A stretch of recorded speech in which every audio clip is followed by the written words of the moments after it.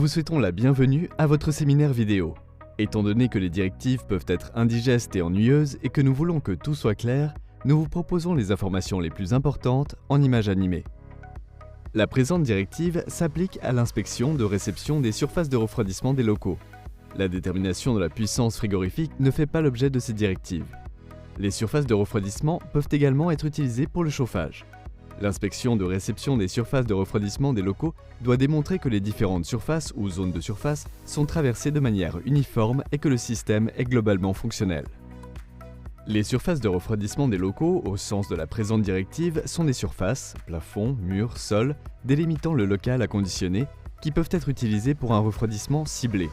En outre, sont considérées comme surfaces de refroidissement des locaux les surfaces de refroidissement de grande taille suspendues au plafond ou placées devant les murs, ainsi que les surfaces de refroidissement de grande taille installées comme cloisons de séparation. Les types de construction les plus fréquents de surfaces de refroidissement des locaux sont des plafonds métalliques, acoustiques ou en plaques de plâtre suspendus au plafond brut et reliés par des systèmes de tuyaux en cuivre, en acier ou en plastique traversés par de l'eau. Pour le refroidissement d'éléments de construction, des parties du corps de bâtiment sont utilisées comme surface de refroidissement. De même, cette directive traite des surfaces de refroidissement des locaux qui sont utilisées en plus ou exclusivement pour le chauffage au niveau des plafonds et des murs. L'examen de conformité doit permettre de vérifier que l'installation est complète et correcte.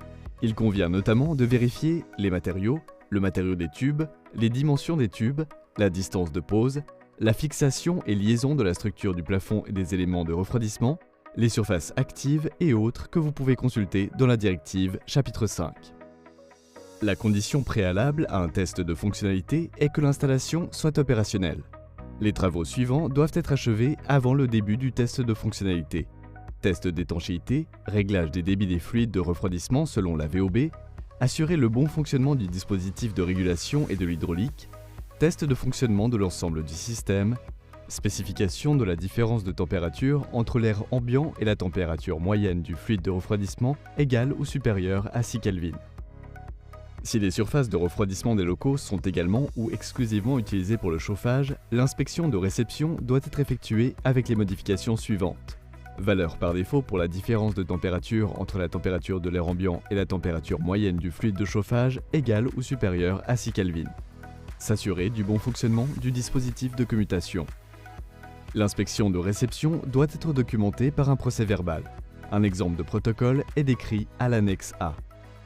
Les mesures de réception sur les surfaces de refroidissement des locaux ne sont effectuées ni comme mesure de performance, ni comme mesure pour déterminer le climat thermique du local. C'est pourquoi on renonce à la mesure de la température ambiante opérationnelle, par exemple selon la norme DIN EN ISO 7726. La mesure de la température de l'air ambiant sert à déterminer rapidement une différence de température par rapport à la température moyenne de refroidissement de la pièce ou de la surface chauffante afin de pouvoir vérifier les spécifications pour une mesure thermographique infrarouge, paragraphe 6.3.1.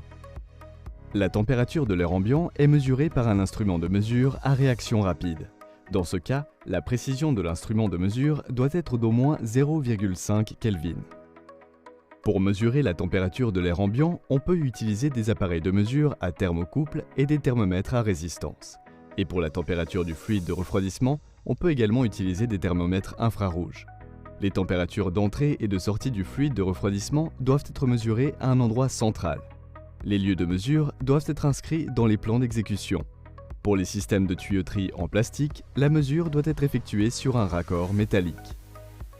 Les conditions limites pour les mesures doivent être respectées.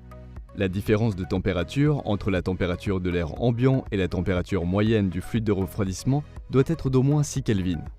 Les fenêtres et les portes doivent rester fermées. Les systèmes de ventilation doivent être mis hors service.